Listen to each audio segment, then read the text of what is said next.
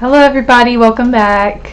So today I want to do something a little different. I want to do a video on things that I do when I've kind of run out of ideas. So there's some days that I don't have a lot to do, or I have noticed a piece that really needs some work, and I will paint oils on top of old acrylic paintings. So as you can see, I have a piece here. This one's one I did a long time ago. Now this is an acrylic piece. I know it's really shiny and got a lot of glare in here. I'm sorry. But this is really lackluster.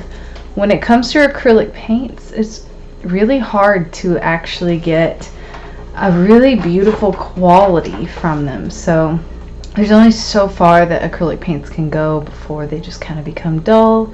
The colors aren't as vivid. So I sometimes, if a painting hasn't sold or if I just don't like it, I'll let it dry completely. Obviously I finished this one at least a year or two ago, and I like to seal it. So I use a gloss or a semi-gloss spray to seal it, just to ensure that we don't damage any of the paint that's already on the canvas or the board or whatever. This is actually on wood. This was back before I was using canvas so much. But once you have that done, you have it fully sprayed, you have it fully dried, then you can start doing your oil painting. So the oil painting, it's pretty much just going right on top of it with your oil paints. You want to try to match the colors as much as possible. So if you're doing this as a way to base your paintings, so say you have this intention the entire time, you start with your acrylic paints and you want to go on top of the oils, make sure you try to remember what shades of paint that you used when you did the acrylics, because you're going to go back on top with your oil paints and you're going to be mixing similar colors. So with that in mind, if you can, try to either take good notes, write it down, just keep your paints available so that you can see what you used in the past. But like I did this a long time ago, so I'm just gonna have to go based on my experience and knowing how to match color to be able to properly match. And I can honestly usually match any color I want using a base of the colors that I use all the time. So it's just my typical palette. It's what I always use. But what I like to mix in when doing oil on top of acrylic, so normally you have to worry about fat over lean. So essentially all that means is when you are diluting your oil paints, when you first start out, you're going to be using more and more spirits. Okay, so white spirit, you might use turpentine, whatever you're using. I use white spirit personally, but there's several different options. But you'll find that some of those that increase the drying time, they actually are more likely to crack. So what you have to do as you layer your paints, you have to start mixing more and more carrier oils in. I use linseed oil normally, but you can add in whatever carrier oil is your preference. So like by the time that I get to like say the third or fourth layer, I might be doing 50-50 white spirit and linseed oil, and actually that is my wash mix. I make a little batch of it. Let me see if I can pull it out for you. Yeah, right here. The writing rubbed away, but I just keep it in these old little bottles. I got a bunch of these from my grandma, so luckily I have a whole bunch of these little bottles, but you can just write down what it is. It used to say white spirit, linseed oil, 50-50. That's all that one is. But anyways, when we're doing these paintings where it's oil on top of acrylic, I like to use something glossy because I have a gloss finish holding it in, and you don't have to worry so much about fat over lean. Hold on a minute, my husband's calling me. Alright, sorry about that. He's hungry.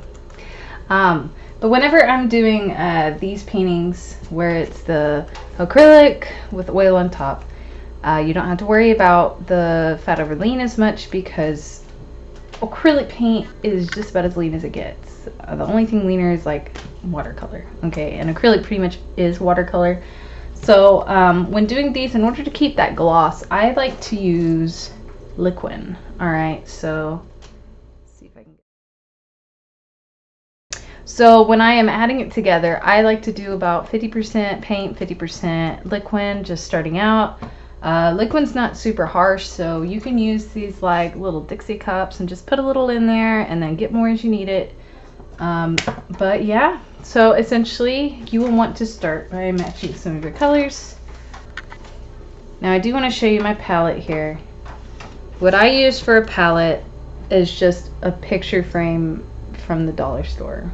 Literally all I use. You want something that's a neutral color for your background, so all I do is I just flip over the cardboard that's in there so you see the neutral cardboard color that's behind it. And then once you have that, you can just mix your colors.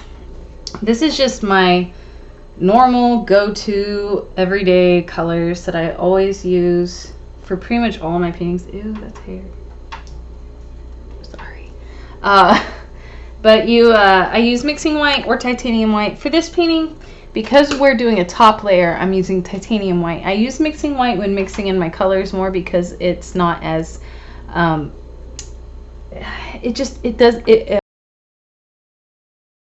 mixing white is more transparent, all right? So you're gonna see through it a lot more. When I'm trying to make something bold and pop, I'm using titanium white, all right? Because it's very opaque.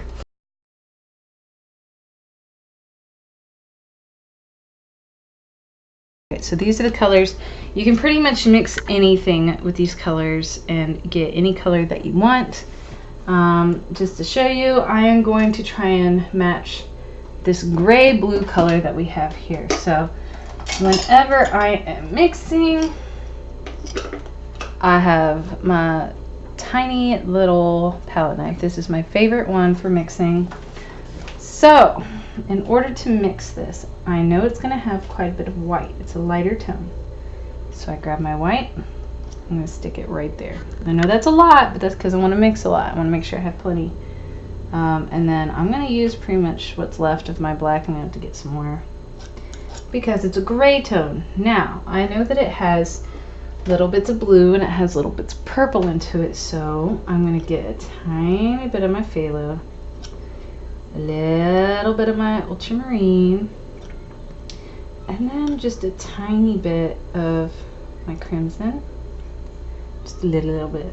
Alright, and we're just going to start by mixing that together, see what we get. Now remember, the point of this is to make it brighter.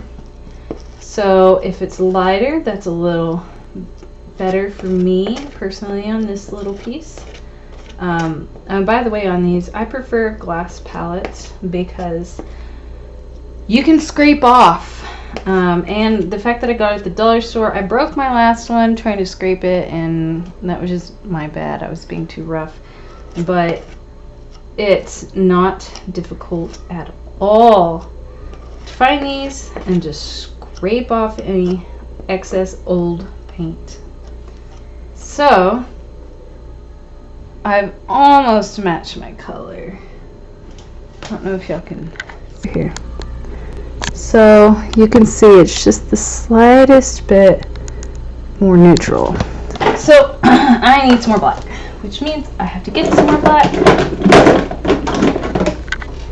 Ta-da! And to help neutralize it a little more, I'm actually going to add a little bit of my burnt umber. So you can see this.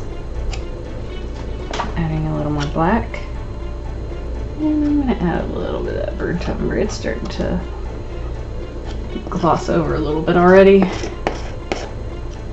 But I honestly think this is the most fun part of the whole thing. Just mixing those peaks. But you can see it kind of neutralized it a little bit. I don't know how well you can see that. I'm sorry, I'm going to have to get a better webcam. But that is just about perfect. You can see it's almost perfect.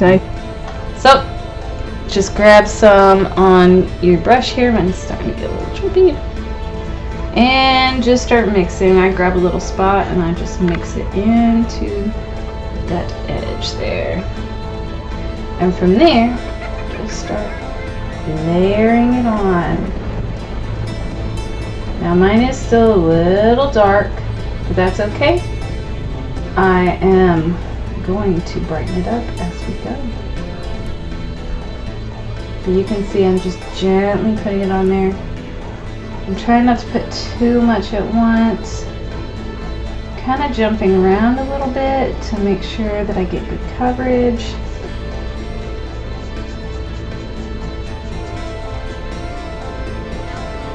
Don't want to break up my spider leg too much, but you can kind of see here. So if I go like whoosh and paint over, you can still see that spider leg. I'm just adding some brightness. So if you accidentally go over something, don't worry. You'll be able to see it later. It's gonna be okay. There we go. Let's put that back in. Alright, so from here, I'm gonna go ahead and just do a time lapse. Alright, you'll enjoy.